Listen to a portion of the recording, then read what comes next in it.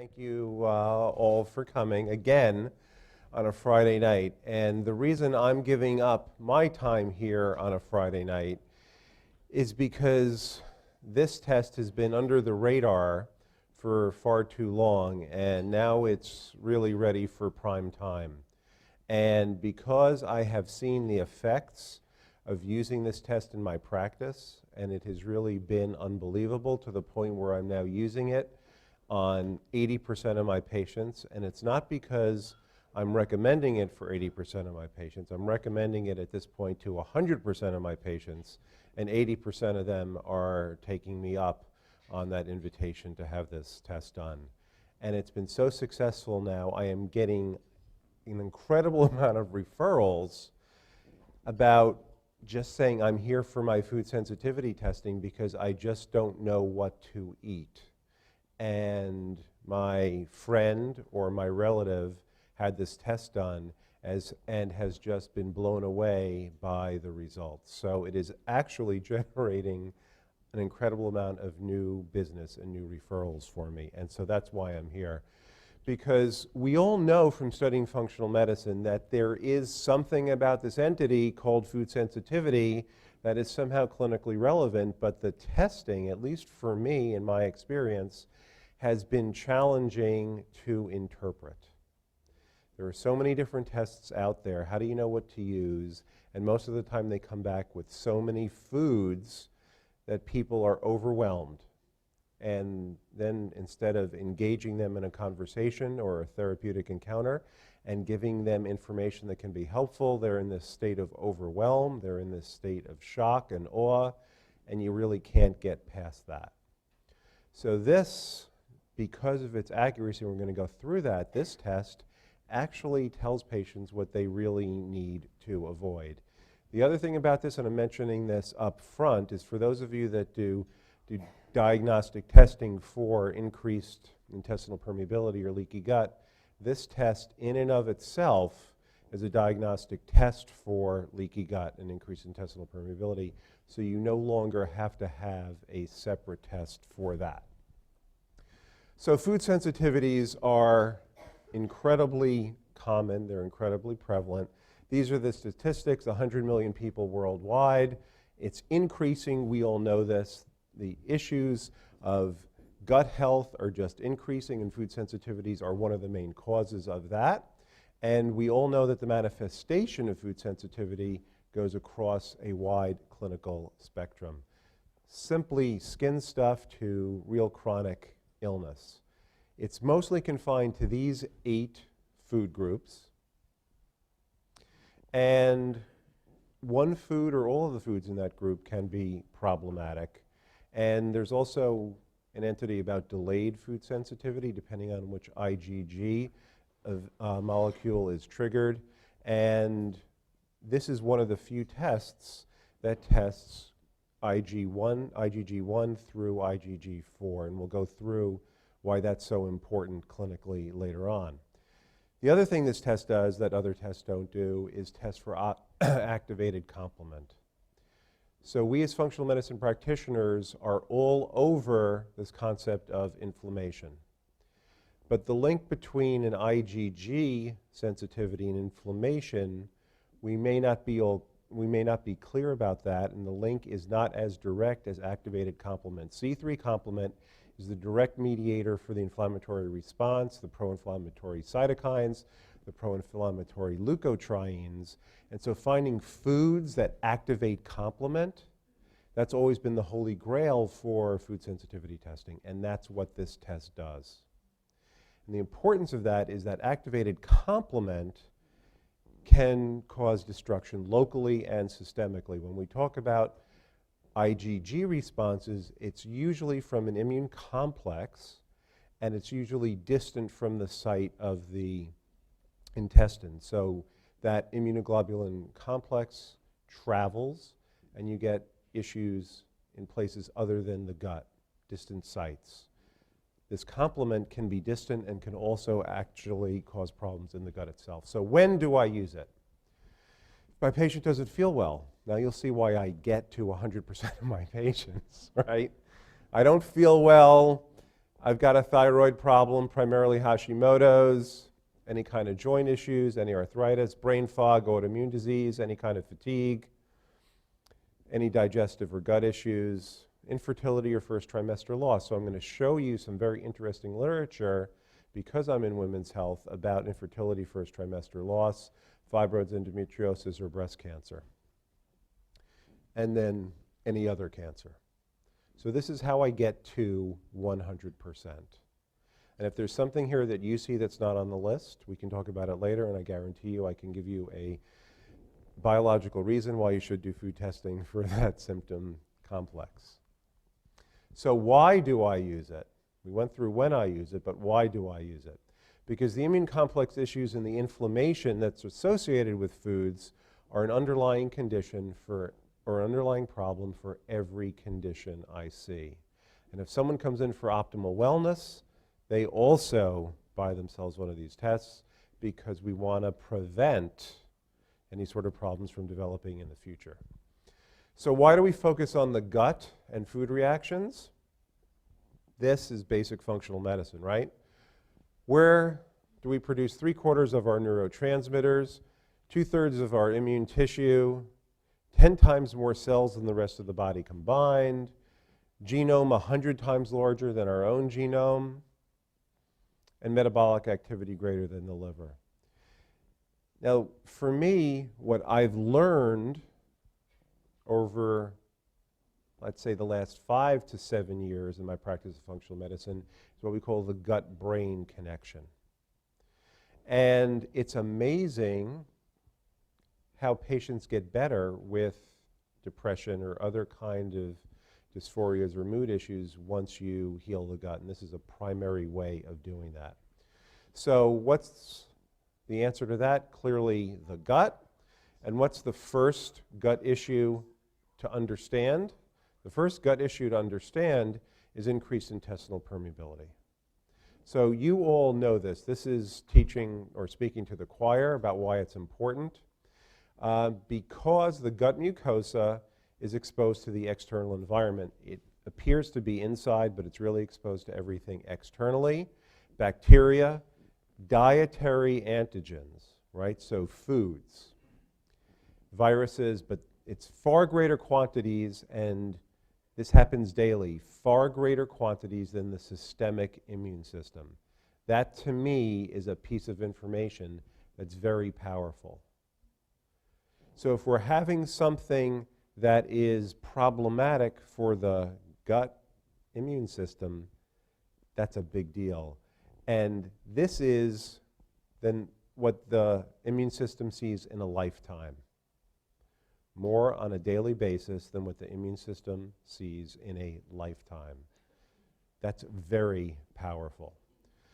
So I just want to go through this diagram a little bit closely, because this explains why gut issues are so important. So we start here on the top left with people eat and foods enter the gut. And then what happens if our digestive system is working properly is we have enzymes, and those enzymes take those long polypeptides and cleave them into smaller fragments. We also have enzymes, and then those molecules get transported and absorbed in a selective basis, so that theoretically only what we want to get absorbed into our bloodstream actually comes into our bloodstream. Sometimes, however, as you know, we have a release of some of the proteins that keep these intestinal cells together. And that leads to bigger molecules getting in than should get in. Now, what you need to know is that sometimes the breakdown products of foods actually create inflammation, and that inflammation then creates more breakdown. It becomes a feed-forward cycle. So we see a breakdown here, so things get in, and the molecules that usually keep these tight junctions tight, they end up going into the bloodstream. The immune system makes antibodies to them, and then you attack the actual compounds that are supposed to keep the intestinal cells together. When you attack the compounds that keep the cells together, the cells just get further and further separated. And so then we see these larger peptides coming through. And then they get presented to antigen-presenting cells. And then you get this whole inflammatory response.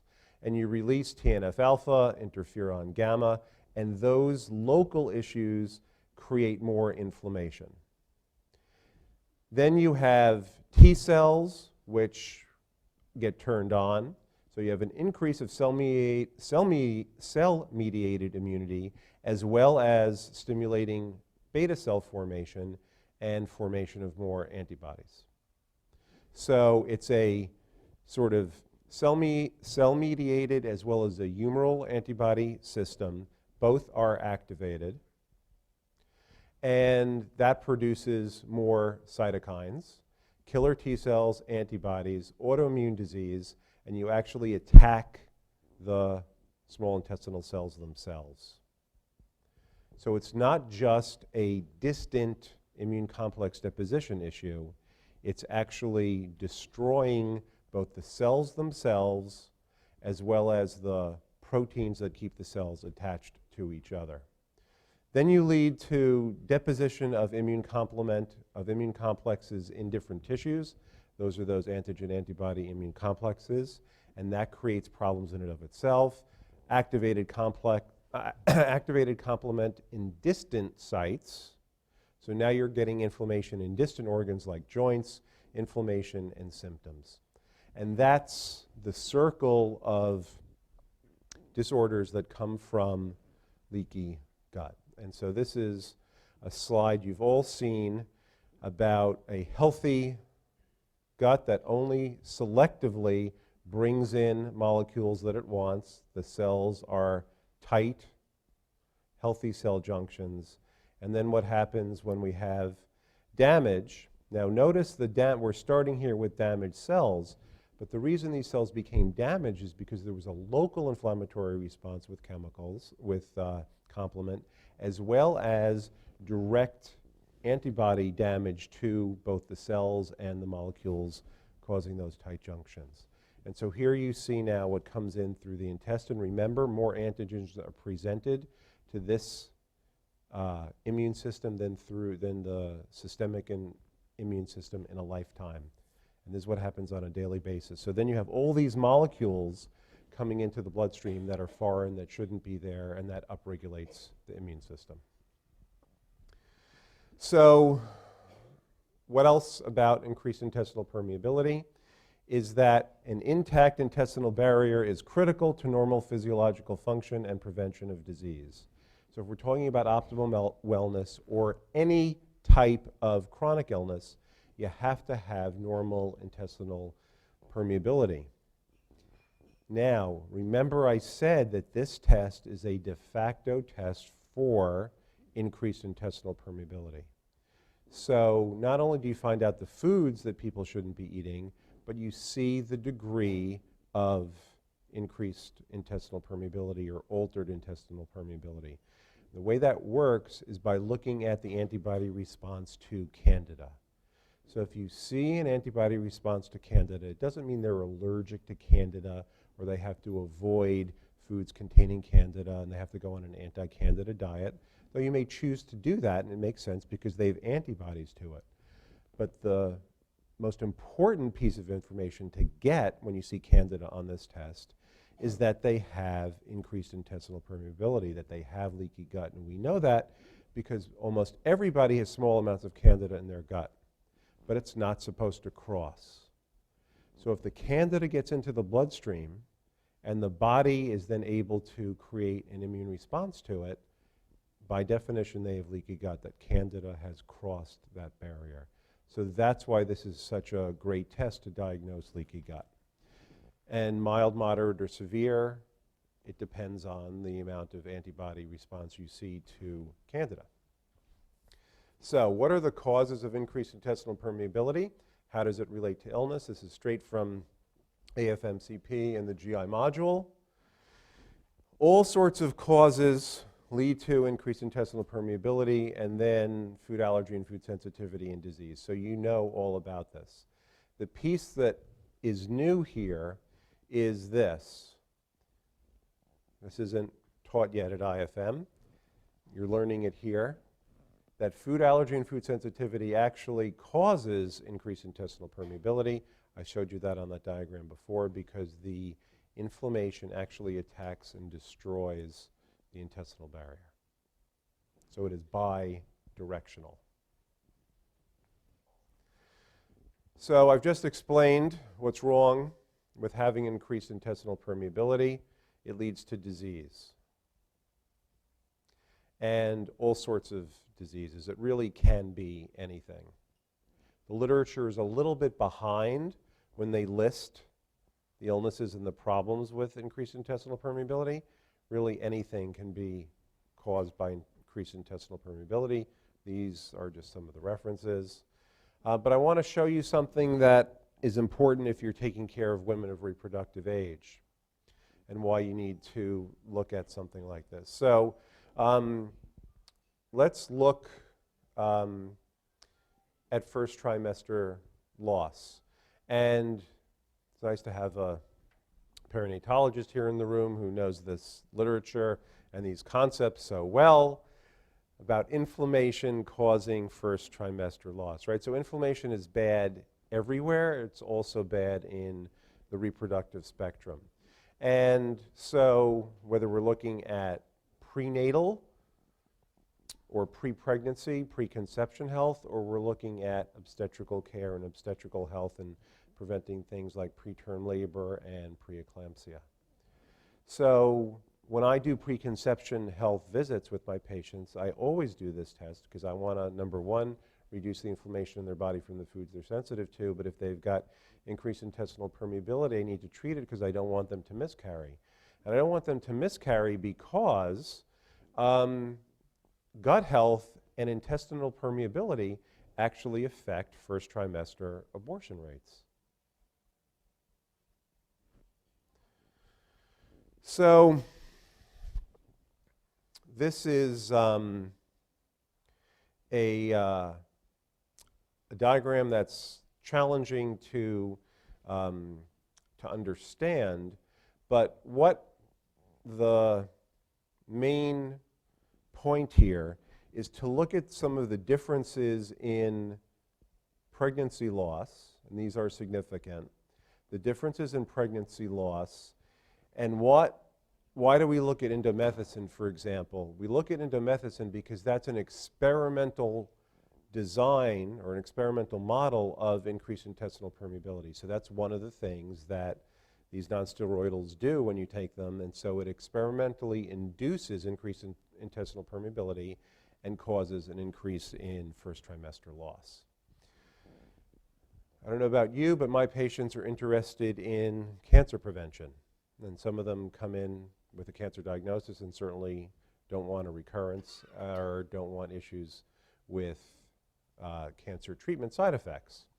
So here we see stronger intestinal permeability, stronger intestinal barrier prevents cancer in the rest of the body.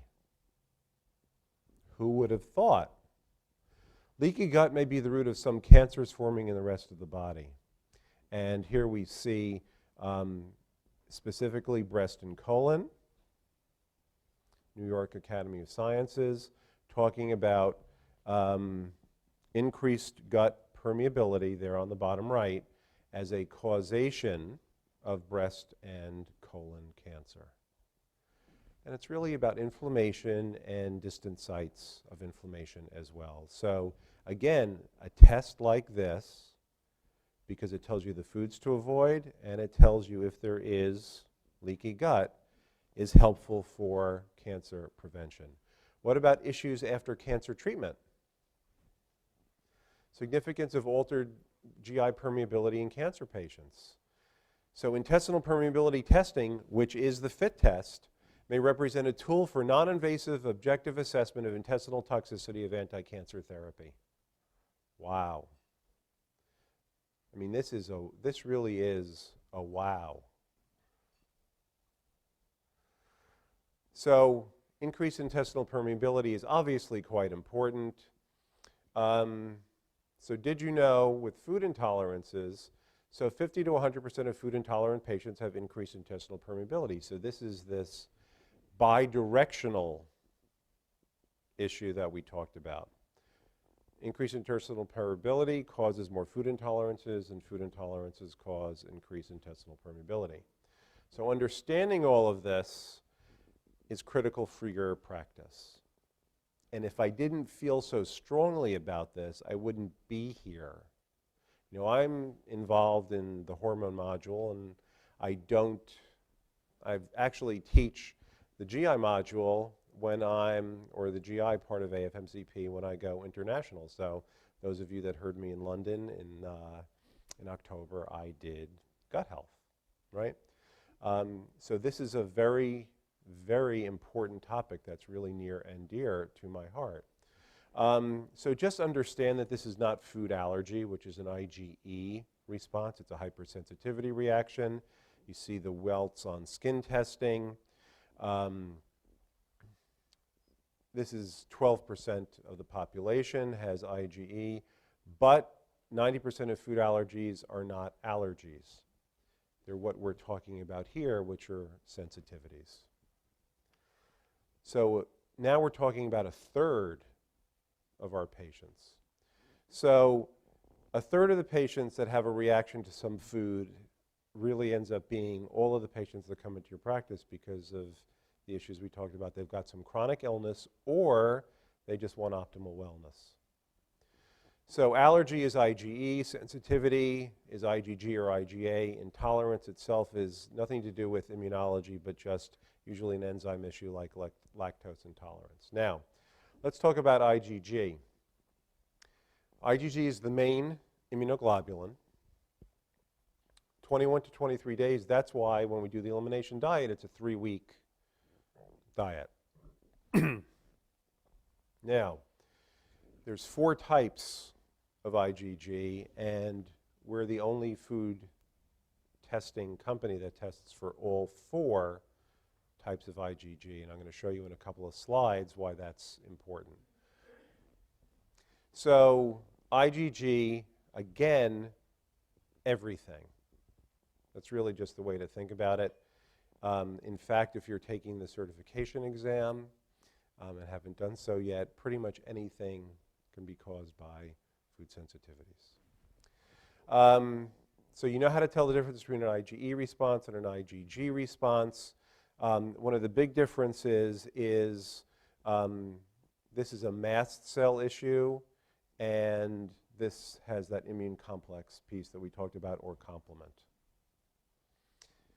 So this is just to show you that symptoms of IBS get better when you do a true diet, which is eliminating the foods that you have an IgG reaction to, or a sham diet where you don't.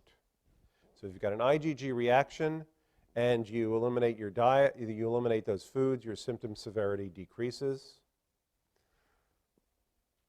10% greater reduction, and 26% if they're fully compliant. Why is there a distinction? Because you do this in real life, in the real world. Well, I can do mostly gluten-free, but not all. Or mostly dairy-free, or I only have eggs 2 days a week instead of 5. So that's why there's a difference. So yes, there is a benefit to doing it most of the time, but it's really not anywhere close to the benefit of doing it all of the time.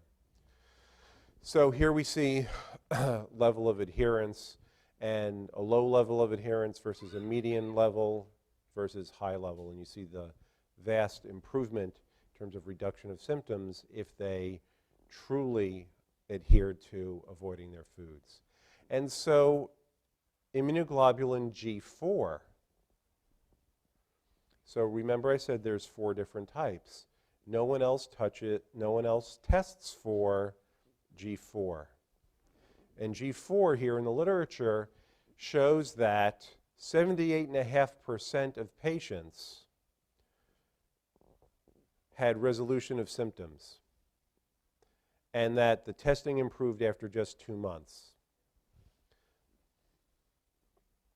So inflammation, intima media thickness in obese juveniles. So I was talking to someone today who is just starting a position in an obesity clinic. And I said, oh, you know, you have to do this kind of testing because one of the things is that patients come to me for weight loss. And when they avoid the foods they're sensitive to, the weight goes off. And here we see that happens as well. And it happens through the mechanism of reducing inflammation. Also helps with migraines. Crohn's, and I'll just go through this because I know it's Friday night, but again, Crohn's patients as well are improved when they avoid these foods. It's really everything. All sorts of symptoms that maybe you don't even know what they come from. Right? Patients come to me with a long list of symptoms, and what I've learned to do in practice, I say, okay, it's our first appointment, just pick 3. And let's just work on those 3 and maybe 4. What ends up happening when you work on the 3 is that like 6 other things go away too, but it can be overwhelming, and sometimes it's so overwhelming I don't know what to do, and I just say, let's just start with avoiding these foods, come back in a month, and let's just see what's left. That's a line that works really well in my practice. When I don't know what to do, I don't know where to start, I just start with the gut, right? You've heard that, treat the gut first. This is the easiest way to treat the gut, right? A good probiotic, some fish oil, and avoid the foods that you are sensitive to, and you are the best functional medicine practitioner out there. Everybody's starting to get better, they feel better, they're losing weight, and they're sending their patients to you. I can say that now because this is not an IFM event, so we don't have to worry about the matrix. You don't even have to worry about the matrix. All you have to do is do this test. So you want to eliminate foods for at least 4 weeks, and what's nice about this test is it's not forever. It's really not 4 weeks, it's closer to 12, but people sometimes get a little bit worse. That has to do with some immune complex issues. So prep people for that, but I'll tell you, I really haven't seen that. Usually what people will do is they'll have almost like a withdrawal to sugar and stuff, like we all know what patients have when they do that. So from the literature, which is what this was, a little bit of a literature review, IgG testing, clinical usefulness, it improves adherence to whatever your protocol, and then you see that it's a sign of underlying inflammation. Use a laboratory that's trusted like KBMO. So why is KBMO? Now I must have had a slight dyslexic attack while I wrote this slide because it's KBMO. But why do I like this lab? It's been around for a while, it's CLIA certified, it's got all the bells and whistles for a good laboratory. Aside from the fact that the CEO of the company is incredibly trustworthy and lets me ask him as many questions as I can, and then he's put me in touch with his scientific director, his chief science officer, who is incredibly bright. He started or came up with the first at-home test for HIV, and really, really, really bright man, and I just can call him anytime with just questions like, I hate to admit to this, but let's say I wake up in the middle of the night and I've got this thought about how do these immune complexes actually work in this particular tissue. I can like remember that question in the morning and just call him and just ask him anything. And if he doesn't know it, we'll figure it out. We'll find the literature. So they will, I'm sure I'm speaking for James White by saying if you have any kinds of questions like that, just call him and he will be happy to punt that question to his chief science officer. This is just a diagram showing how what they are able to find is activated complement, not just IgG. So remember I said it's IgG 1 through 4, but also anti-complement antibodies. So when there's activated complement, that creates, as I said, the pro-inflammatory cytokines, the pro-inflammatory leukotrienes, which have a local as well as a systemic effect, and it can find that as well. So it tests for 132 foods, pretty much everything everybody eats. It's a finger stick. What does that mean? It means, number one, patients can do it in the office. It's easy. Or they can take it home. Or if you, like I do a lot of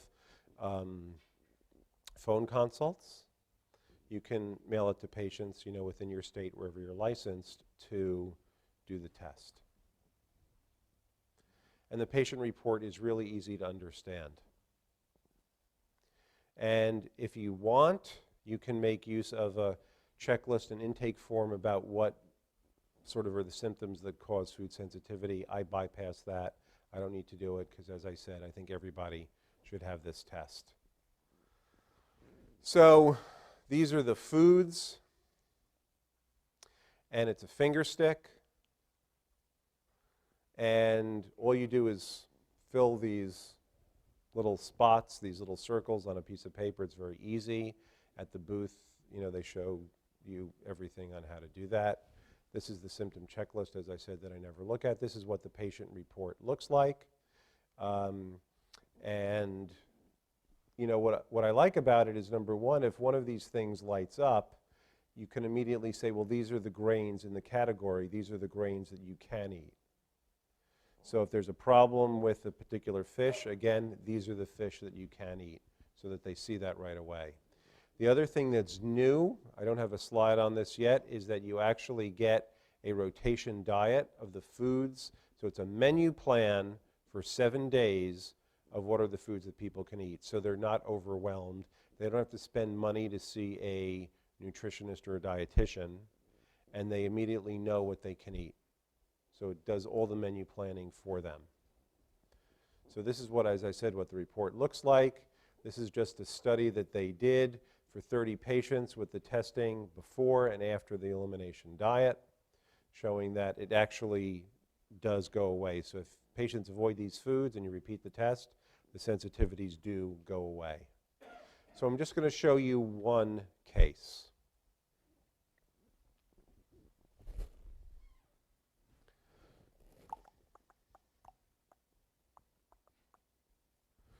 Okay, so yes, I'm embarrassed about my handwriting.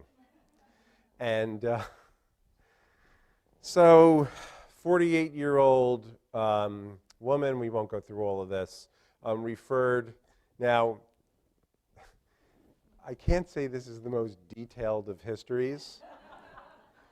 Weird GI symptoms. But eventually you do this long enough, you sort of know what you're doing. And though I listen to whatever these weird symptoms are, it's hard to just write them all down. So I'm just like you, I am in the trenches. So she's got some weird symptoms, at least she knows what they are. And then, so here's my detailed history. Her gut was well until 3 years ago. Then would wake up with stomach soreness, waxes and wanes. It's not worse. Last full blood work was 2 months ago for vertigo. And not much stress. She's good emotionally. Spiritually, she's great. She's an atheist. And yeah. So anyway, this is my really complex tertiary functional medicine note here.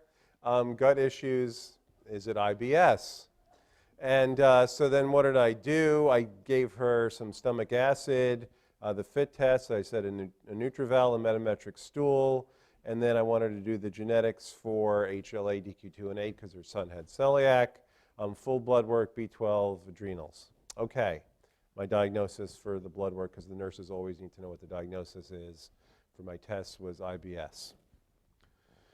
So then the nurses are very good, explain the test, did the FIT today. Why do I circle this? Because this actually got done, as opposed to here where she goes, of course they don't always listen to me. I don't know if your patients always listen to you. Mine do not always listen to me, and now it's documented that they don't always listen to me. She didn't do the Metametrics or the Nutrival, but she did do the FIT, probably because it was in the office, right? And so then she comes in, and here you see my detailed note that we discussed the FIT test. And here we see the results. So she was 4+ gluten sensitive. So this is the classic gluten, dairy, egg, right? That's the trio. And so here we discussed it. She was going to, first I thought she did the other tests, so she was going to await the other tests, avoid the foods, but then she goes, yeah, well, maybe I'll do the other tests. So anyway, she was going to avoid those foods. And how do you like that? I feel great. I feel really good. Huge difference. She wants to stay, or skip rather, all of her supplements, which she never really started. And then she's just going to continue this until January. So this is someone who really, this was only foods. It had not, she didn't want to do anything that I wanted her to do. She was very clear, and it worked. So I'm just going to show you what she had to say. Okay, everybody, this is Dr. Joel Evans talking, and it is November 3rd today, and I'm here with Kimberly, and Kimberly came to see me, and thanks to this KBMO test and some supplements, wants to report how she's doing. So, Kim, tell us, what was bothering you before, and how do you feel now?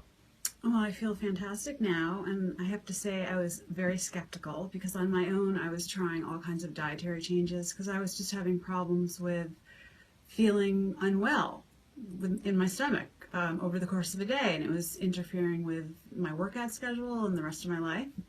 So I came in and we ran a couple tests and found out which foods were problematic for me.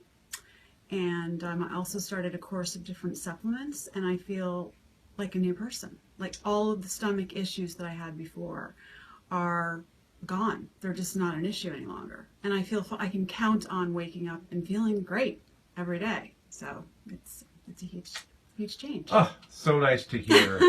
And so that really says it all. And this test really works. It's easy. It's a finger stick.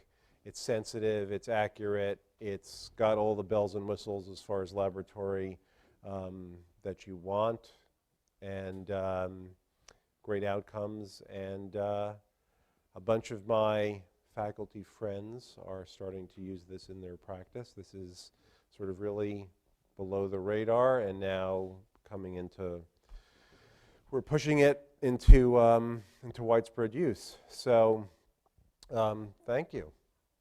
And if you